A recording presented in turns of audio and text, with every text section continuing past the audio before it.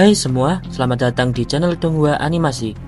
Kali ini, Mimin akan melanjutkan pembahasan dari spoiler Battle Through the Heaven Season 5 episode 134. Tanpa banyak basa-basi, kita langsung saja ke part keduanya.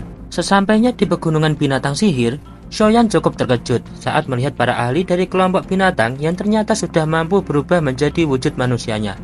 Mo Jingluan lantas menyampaikan bahwa sebenarnya ada dua sesepuh dari pavilion bintang jatuh yang telah dikirimkan untuk menyelidiki daerah di sini. Karenanya, kita harus bertemu dengan mereka terlebih dahulu untuk membahas perencanaan selanjutnya.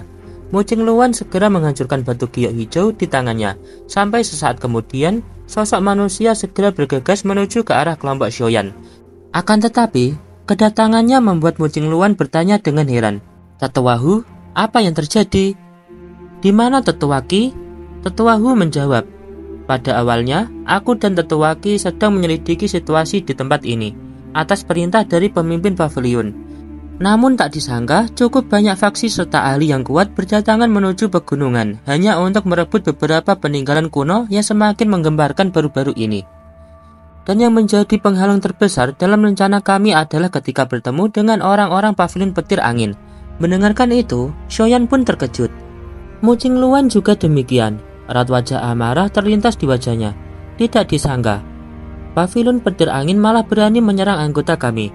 Tetua Hu melanjutkan, "Tidak ada pilihan. Kali ini, bahkan pemimpin mereka Lai Zunzi pun juga datang. Kami bertarung dengan anggota mereka sampai membuat Tetua Qi terluka cukup parah dan sedang menjalani perawatan." Tetua Hu yang melihat Xiaoyan juga berbicara, "Kau pasti murid pribadi dari pemimpin pavilion ya?" "Aku dipanggil sebagai Hufu," menyapa pemimpin junior sembari menangkupkan kedua tangan. Xiaoyan pun tertawa dan menyuruh untuk tidak memanggilnya sebagai sebutan pemimpin junior, cukup memanggil nama saja. Mo Jingluan tentu tidak terima atas berita yang didengarkannya kali ini, sehingga dia lantas berkata kepada Xiaoyan tentang apa yang harus dilakukan. Jika tidak melakukan pembalasan terhadap perbuatan mereka, ditakutkan reputasi, derajat serta kedudukan pavilion bintang jatuh di masa depan akan semakin dipermalukan. Xiaoyan tahu apa yang harus dilakukannya. Ia lantas meminta Tetua Hu untuk memimpin jalan kelompok mereka, dan tiba di sebuah bukit. Di sana terlihat ada beberapa murid dari pavilion bintang jatuh serta Tetua Qi. Setelah sampai, Tetua Qi lantas menyapa Xiaoyan dengan kondisi yang cukup kelelahan serta cukup lemah. Setelah melewati pertempuran dengan anggota pavilion petir angin, Xiaoyan lantas bertanya, "Cederamu cukup parah, siapa yang menyerangmu?" Tetua Qi menjawab, "Pemimpin pavilion utara, yaitu Fei Tian." Mendengarkan nama itu, tentu saja Xiaoyan tidak akan lupa dengan apa yang telah dia lakukan padanya beberapa tahun sebelumnya. Dia lantas mengeluarkan sebuah pil pemulihan. Setelah mendengarkan informasi itu, Xiaoyan tidak pikir panjang, segera bersiap untuk berangkat demi memberikan mereka pelajaran. Singkatnya, bertepatan di sebuah puncak gunung, di sanalah kelompok anggota pavilion petir utara berkumpul. Beberapa menit mendatang, tiba-tiba saja pandangannya teralihkan. Dia mampu merasakan bahwa ada sekelompok manusia yang mulai datang mendekat. Dengan cepat, dia memerintahkan kepada bawahannya untuk menangkap mereka yang berani mencari masalah, hidup ataupun mati.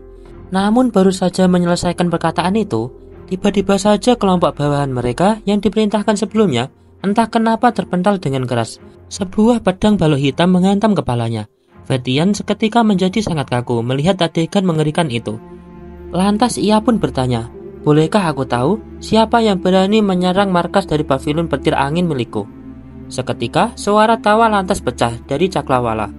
Suara itu mengatakan, "Pemimpin pavilion Fei Tian, sudah beberapa tahun kita tidak bertemu. Tidak disangka kau masih saja menggunakan nama pavilion petir angin untuk mendukung latar belakangmu." Setelah mengatakan itu, Xiaoyan langsung muncul di hadapannya. Melihat itu, tentu saja Fei Tian mengepalkan tinju. Niat membunuh melonjak dalam pandangannya. Tentu nama yang tidaklah asing lagi baginya. Bocah tersebut telah membuat banyak masalah dengan pavilion petir beberapa tahun yang lalu. Fei Tian lantas bertanya, "Oh, kenapa? Kau sudah mendapatkan beberapa bala bantuan dan siap untuk membalas kami ya?" Pertarungan tak bisa dihindarkan. Fei Tian meluap dengan amarah. Dia lantas memerintahkan kedua sosok di sampingnya untuk menghadapi yang lain. Sementara dirinya akan membuat perhitungan langsung dengan Xiaoyan. Hari ini dia bersumpah akan biarkan bocah itu membayarnya. Fei Tian segera menghilang dari tempatnya berpijak. dengan kecepatan penuh melancarkan serangan dengan kekuatan petir di tubuhnya. Dalam sekejap muncul tepat di hadapan Xiaoyan.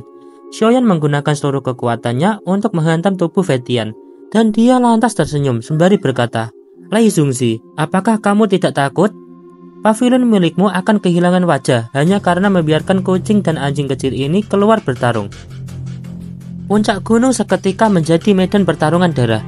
Xiaoyan melepaskan serangan mematikan, dan hanya dengan satu pertukaran saja, Feidian lantas terpental mundur dengan kondisi memuntahkan darah. Pandangan matanya seketika mengungkapkan rasa ketidakpercayaan. Mengapa bisa kekuatan bocah ini sudah mencapai ranah Douzun? Perbedaan tingkat ranah yang sungguh di luar akal sehat. Feidian hanya menelan ludah kepahitan. Pada tahun sebelumnya, bukankah kekuatan Xiaoyan masih berada jauh di bawahnya? Akan tetapi, entah kenapa sekarang bisa jadi seperti ini. Tepat dengan kedua orang di sampingnya, Lei Zongzi lantas berkata, "Xiaoyan, sekarang kau berani? Saat itu aku melepaskanmu dikarenakan hanya memandang Fei Zongzi. Lantas apa balasanmu? Sekarang kau malah datang untuk membuat masalah dengan kami." Mendengarkan itu, Xiaoyan makin merendahkan. Ia berkata, "Itu hanya karena keterampilan murid pavilion petir milikmu rendahan." Lei Zongzi pun segera melayang ke udara, sembari mengeluarkan kekuatan petir yang mencabut udara. Lantas dia menegaskan, "Selama beberapa tahun tidak bertemu, ternyata lidahmu sudah menjadi begitu lancang dalam berbicara denganku. Dulu aku hanya memandang Feng Zongzi, karenanya aku berikan saran padamu untuk segera pergi secepat mungkin." Xiaoyan pun berkata, "Kau makin bercanda. Apakah kau tidak tahu bahwa pavilion milikmu telah menyerang anggota pavilion bintang jatuh di depan banyak orang? Lantas apakah masih pantas bagimu untuk menyandang nama Feng Zongzi?" Di samping Lei Zongzi, ada dua lelaki tua yang berasal dari pemimpin suku Macan Bumi dan suku Serigala Bulan Perak. Mereka adalah suku cabang dari ras burung poni kuno. Mengingat hubungan mereka dengan pavilion petir angin sangatlah dekat, hingga masalah untuk menyinggung tiga elit Douzun saat ini dipastikan akan sangat beresiko. Tapi mereka juga tampak merasa bimbang dan sedikit tampak tidak asing dengan nama Xiaoyan. Sebelum saat kemudian tiba-tiba ingatan mereka akhirnya kembali. Bukankah pemuda ini adalah pemenang juara pertama dari acara Menara Pil sebelumnya? Meskipun dua penetua yang berada di samping Lei Zongzi mencoba untuk menenangkan Xiaoyan bahwa ini hanyalah sebuah kesalahpahaman, masalahnya bermula dari pemimpin Feidian yang benar-benar sangat mudah tersinggung, sehingga secara tidak sengaja melukai anggota pavilion bintang jatuh. Namun sekarang kau sudah membahaskannya. Dia juga telah terluka. Karenanya, aku pikir permasalahan ini sudah tuntas. Bagaimana menurutmu? Nah, dalam percakapan mereka, tidak ada salah satu darinya yang mau mengalah. Xiaoyan ingin mereka meninggalkan tempat itu. Begitupun sebaliknya, anggota pavilion petir angin juga menginginkan agar Xiaoyan mengangkat kakinya. Sampai pada akhirnya, kedua tetua ras binatang itu pun lantas berkata, "Tidak peduli betapa luar biasanya dirimu di dunia manusia, namun tempat ini adalah wilayah kawasan binatang sihir. Bukanlah sebuah tempat di mana kau bisa berbuat seenaknya. Tinggalkan tempat ini. Dengan begitu kita bisa membiarkan masalah ini usai. Jika tidak, bahkan meskipun Feng Zongzi datang di hadapanku, maka aku pun juga akan membuat perhitungan denganmu." Namun, tepat ketika mereka ingin melakukan serangan keroyokan, tiba-tiba saja suara gemuruh membawa tekanan tingkat tinggi perlahan mulai mendekat, menuju ke arahnya. Lei Zongzi beserta dengan anggotanya seketika merasakan hawa keberadaan luar biasa berasal dari 4 ahli Douzun. Tubuh Lei Zongzi dengan cepat berhenti setelah dipaksa mundur. Dia mengungkapkan ekspresi kaget saat melihat Xiao Yixian, Tian Hou Zunze, dan Xiongzhan di belakang Xiaoyan. Bagaimana mungkin? Sejak kapan pavilion bintang jatuh memiliki begitu banyak elit Douzun? Dua tetua dari ras binatang di samping Lei Zongzi juga menunjukkan ekspresi tidak percaya. Xiaoyan kemudian menyuruh mereka segera pergi. Dan dengan terpaksa, Lei Zongzi, pemimpin suku Macan Bumi dan Serigala Bulan Perak, serta murid pavilion petir angin terpaksa mundur, menyerahkan perkemahan pavilion bintang jatuh. "Xiaoyan, ini terlalu dini bagimu untuk bahagia. Aku akan datang dan mencari bayaran untuk masalah hari ini," ucap Lei Zongzi ketika dia melewati Xiaoyan. Xiaoyan pun menjawab, "Aku akan menunggumu kapan saja." Setelah itu, Mu Qingluan memperingatkan Xiaoyan agar berhati-hati meski telah menakuti pavilion petir angin. Namun, Xiaoyan berkata, tujuan mereka adalah mendapatkan buah bayi jiwa. Jika pavilion petir angin ikut campur, Xiaoyan akan bertindak kejam. Mu Qingluan juga tidak khawatir, akan tetapi mereka berhubungan dengan pionik iblis surgawi. Untuk masalah itu, kelompok Xiaoyan bisa mengatasinya saat waktunya tiba. Setelah itu, Xiaoyan melihat penghalang ruang di tengah pegunungan di depannya. Jelas, pemiliknya telah mendapatkan penghalang yang sangat kuat pada reruntuhan kuno. Tetua Hu menjelaskan, banyak bahaya di dalamnya, beberapa penjaga boneka yang kuat, dan beberapa jebakan bahkan seorang elit Douzun tidak akan berani bertindak ceroboh. Di sana, sesekali beberapa garis retakan ruang muncul. Cukup banyak orang memanfaatkan kesempatan itu untuk menerobos masuk. Namun kebanyakan dari mereka akhirnya melarikan diri dengan menyedihkan. Sampai saat ini tidak ada elit Douzun yang bisa memasukinya. Karena penghalang ruang memiliki batasan, jika seorang elit Douzun mencoba masuk dengan paksa, itu akan memicu serangan balik yang sangat kuat. Segel yang ditetapkan oleh seorang elit Douzeng bukanlah sesuatu yang Douzun biasa berani uji dengan tubuhnya. Meskipun segel tersebut telah melewati waktu yang tak terhitung jumlahnya. Xiaoyan terkejut mendengar ini, berarti dia juga tidak bisa masuk. Tetapi, Tetua Hu berkata, tidak perlu khawatir, karena segel ruang sudah menipis, dalam beberapa hari akan hancur. Dengan demikian, para elit bisa masuk dengan aman. Xiaoyan pun menghela nafas lega, hanya setelah mendengar ini. Tiba-tiba, Xiaoyan bertanya tentang keberadaan seseorang dari aula jiwa. Tetua Hu berkata belum menemukannya, tapi anggota aula jiwa biasanya tiba-tiba muncul. Namun berdasarkan tebakannya, berita tentang reruntuhan kuno tersebar luas. Jadi, aula jiwa kemungkinan juga akan ikut campur. Mu Qingluan segera berkata, orang-orang yang perlu dikhawatirkan Xiaoyan bukanlah aula jiwa, melainkan suku Piton Tanah Dalam yang tenang, pemilik pegunungan binatang tulang, dan juga memiliki karakteristik licik. Bahkan, Fonik Iblis Surgawi tidak akan berani bertukar pukulan dengan mereka. Tetua Hu menjelaskan, suku Piton 9 Tanah Dalam yang tenang bahkan sudah tidak mampu melindungi diri mereka sendiri. Tidak bisa menjaga diri sendiri? Apa yang telah terjadi? Mu Qingluan bertanya dengan heran. Menurut rumor, Piton 9 Tanah Dalam yang tenang telah kehilangan beberapa elit Douzun dan beberapa ahli dari suku mereka. Hal yang tidak bisa dipercaya. Orang misterius yang telah menyerang suku Piton 9 Tanah Dalam yang tenang sebenarnya sendirian. Ekspresi Xiaoyan dan Mu Qingluan terkejut saat mendengar ini. Setelah menyelesaikan pembicaraan, Xiaoyan dan yang lainnya tinggal menunggu peninggalan kuno dibuka. 3 hari telah berlalu. Penghalang ruang tengah pegunungan menjadi semakin tipis dan akan segera menghilang, setidaknya dalam kurun waktu 2 hari. Di suatu tengah malam, saat ketika kelompok Xiaoyan menunggu, sosok cantik misterius menggunakan topeng tiba-tiba muncul dan langsung menghampiri Xian.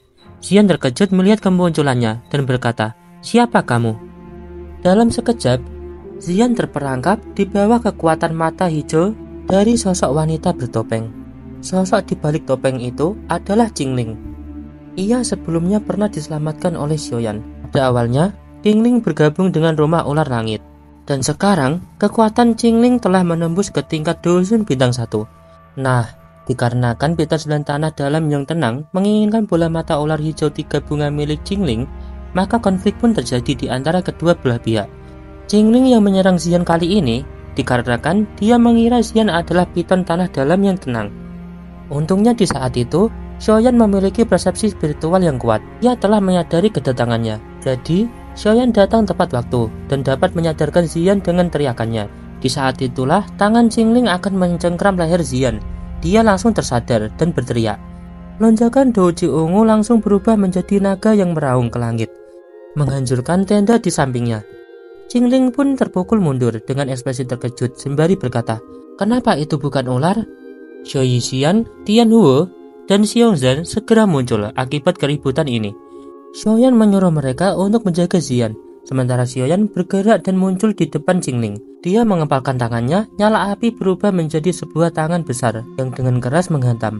Sayangnya, Qingling dengan mudah menghindari serangan ganas Xiaoyan. Setelah itu, Qingling dengan cepat bergegas keluar melarikan diri dari perkemahan, namun Xiaoyan tidak membiarkannya. Dia menggunakan gerakan 3000 petir untuk mengejar Qingling. Xiaoyan akhirnya berhasil menyusul. Keduanya segera melakukan pertempuran sengit di tengah hutan.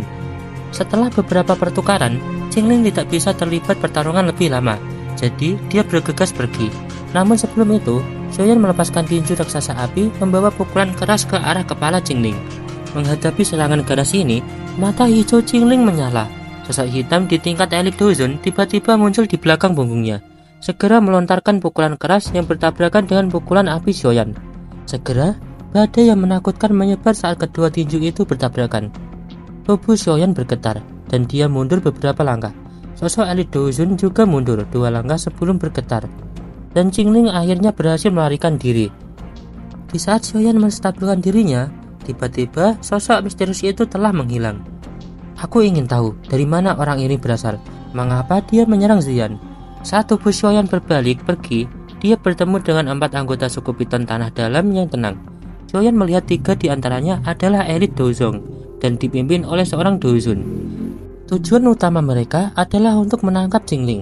Tetapi, karena menyadari Xiaoyan telah bertarung dengannya, dia menyuruh bawahannya untuk berpencar mencari Qingling. Xiaoyan yang mendengar ini langsung menyadari bahwa Qingling adalah orang misterius yang membuat keributan di suku Piton 9 Tanah Dalam yang tenang. Tapi, Xiaoyan masih heran kenapa dia menyerang Ziyan. Xiaoyan kemudian kembali dan menjelaskan masalah ini. Ziyan dan yang lainnya tercengang, telah mendengar bahwa sosok misterius itu telah menyebabkan keributan baru-baru ini. Ziyan sangat marah atas tindakannya. Jika bukan garis keturunannya, dia akan dikendalikan saat mata biru itu bersinar. Kelompok Xiaoyan terkejut mendengarnya. Ini adalah pertama kalinya mereka mendengar seseorang yang dapat mengendalikan pikiran. Mulai sekarang, Xiaoyan menyuruh semua orang untuk berhati-hati. Keesokan harinya, kelompok Xiaoyan dan banyak orang berkumpul menunggu segel ruang di tengah gunung yang akan segera pecah. Nah, baiklah. Untuk spoiler dari Battle Through the Heaven Season 5 episode 134 part 2, Mimin cukupkan sampai di sini dulu ya. Thanks for watching.